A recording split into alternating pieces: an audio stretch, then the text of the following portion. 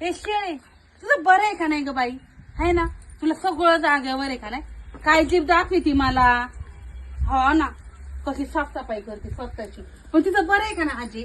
तिला बघ ना, खायला जागेवर, पाणी जागेवर तुला, है ना. आणि सगळं ते लेंड्या काढायला माणूस, सगळं धुवायला माणूस. धंदा किती भारी आहे शेळीचा.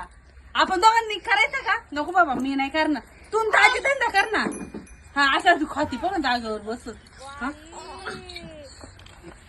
इथं किती भारी आहे शेळीचं. काय बरं सगळं जागेवर आहे का नाही?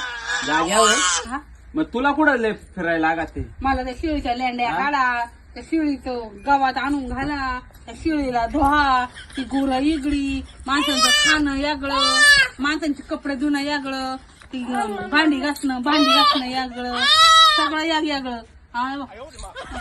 पाहिलं का ती बी किती चौशी लगेच खात.